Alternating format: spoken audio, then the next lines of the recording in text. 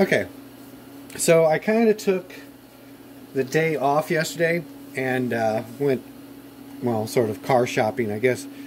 Car window shopping, if you will, tire kicking.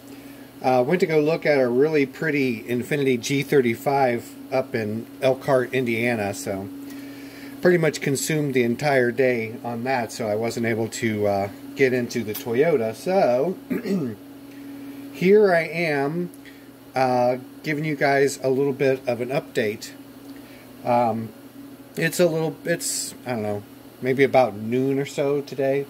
So I'm going to try and kind of make up for lost time, try to get this thing back together, and hopefully later today attempt to fire the car up for the first time with the new Chrysler bearing. So what I wound up doing was basically I took just a piece of aluminum and I was able to get under the edge of the remaining chunk of bearing that was left, adhered to, welded to, whatever you want to call it, to the crankshaft. So I got this off, and then basically I just started taking a file. Well, I started out with some sandpaper wrapped around the crank journal, and just, you know, going back and forth with it. Everybody's seen that, but that didn't seem to be making as much progress as I'd hoped. So after doing a little bit more checking, it looked like the crankshaft was pretty well hardened anyway, so the file wasn't going to hurt the crankshaft much, if at all. But it was going to take off any of the leftover aluminum or whatever the bearing material is from the crankshaft. So basically that's what I did, is I just rotated the crankshaft around a little bit at a time, and it was really, the bulk of material appeared to have been built up in the area of the combustion stroke. So I just kind of kept feeling it with my finger, feeling it with my thumbnail, you know, whatever I could get in there, and just kept working at it and working at it and working at it until I got it to where it felt pretty decent. It's one of those things where if I was willing to spend enough time, I think I could just about make this a serious long-term repair. You know, like, I don't know, a few thousand miles. I would consider that a semi-long-term repair. But since all I'm trying to do is test this thing out, if I can get 10 miles, 100 miles, 1,000 miles, I'd be tickled to death. So anyways, I went and assembled the new bearings. Now let's see, I don't know if you can actually make it out or not here, but it's wearing, I just hand cranked this over, but it's wearing pretty aggressively right here on the sides. Like I said, this is egg shaped, so I'm going to take just a little bit more time, and I'm going to try and remove a little bit of material from the back side of the bearings and see if I can free up a little bit of clearance here. Because really, all I want is, I want to have as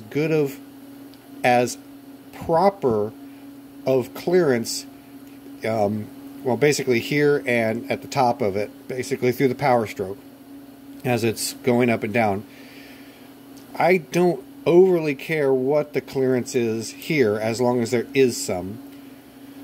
So I think I can spend just a little bit more time cleaning this up, hopefully on the back side. I might come on the front side and get a little bit, but I'll give it a little bit more time and see if I can get it to go together more easily. I really had to force it on, and after I did, I could only barely crank the engine over by hand, so that's definitely excessive. I know I can do better than that with just a little bit of effort. So I'm going to make the adjustments on that yet today, and hopefully I should be able to get it up and running probably before nightfall, I think. So I've got the heaters running. Once I get done making this video, I'm going to go inside and start to upload this video, and then I'm going to come back out and actually get into my work clothes and crawl under the car and get the other bearing out and see if it's got the wear pattern on the sides here also.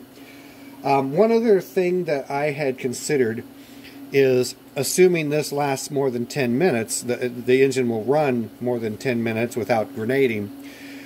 If this will continue to go down the road for a period of time, I'm almost thinking that just for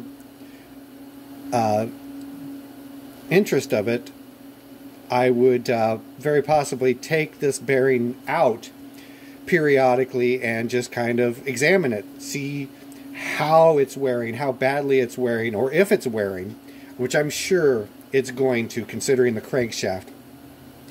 I mean, I've gotten a lot of the gunk off of the crankshaft, but even with the #1 cylinder completely, with the bearings completely removed, there is still some sort of resistance as I physically turn the crankshaft by hand. And I've got the spark plugs, disconnected from the engine, or pulled out of the engine. So there is other damage in some of the other bearings. So this is not a fix. This is not a cure. This is just something to see whether or not this car is worth putting any serious amount of time into or any money into.